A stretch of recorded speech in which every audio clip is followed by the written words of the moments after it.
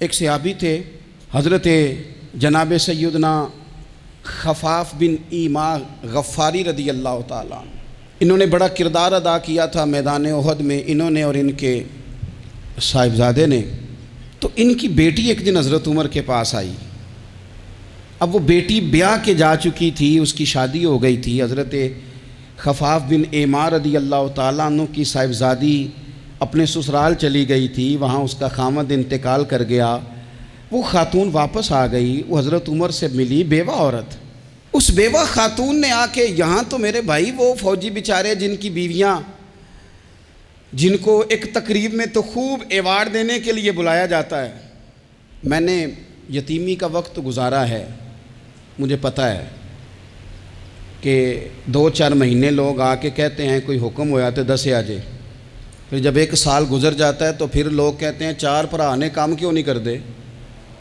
تو ایسے تو نہیں نا کہ ابا ایسے ہی چلا گیا تھا، بڑا کچھ دے کے گیا ہے، کدھر ہے فلانی چیز۔ لوگوں کا نظریہ تھوڑے عرصے کے بعد اور ہو جاتا ہے۔ آپ نے بڑے بڑے شہداء کے گھروں میں ایوارڈ تو دیے، کیا کبھی آپ نے پلٹ کر دوبارہ غور کیا کہ ان کے بچے کہاں ہیں، ان کی بیوہ کس حال میں ہے، وہ زمانے کی تیز دھوپ اور تیز آندھی کا مقابلہ کیسے کر رہے ہیں؟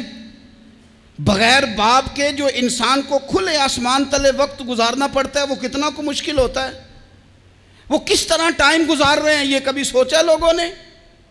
یہاں تو نرنگیے سیاست دوران تو دیکھیے منزل انہیں ملی ہے جو شریک سفر نہ تھے، جو نکلے ہی نہیں تھے وہ منزل تک پہنچ گئے، اور جنہوں نے جوانیاں گزار دی وہ رستے میں رہ گئے۔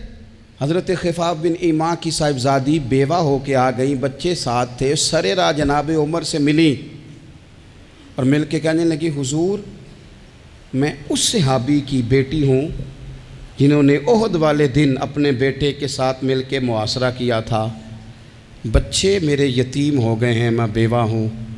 حضرت فاروق اعظم رضی اللہ تعالیٰ عنہ نے فہرست نہیں مانگی، خرچے کی ڈیٹیل نہیں مانگی، تم آنا فلانے سے ملنا، پرسوں 9 بجے آ جانا دفتر، یہ کوئی بات نہیں کی۔ حضرت عمر غور سے کھڑے، اس بیٹی کی بات سنی، چھم چھم سیدنا فاروق کی آنکھوں سے آنسو گرے، دوڑ کے گھر گئے، ایک اونٹ نکالا، وہاں سے مال غنیمت کا مال کے بھر کے 2 بوریاں، اور بوریوں میں کیا تھا؟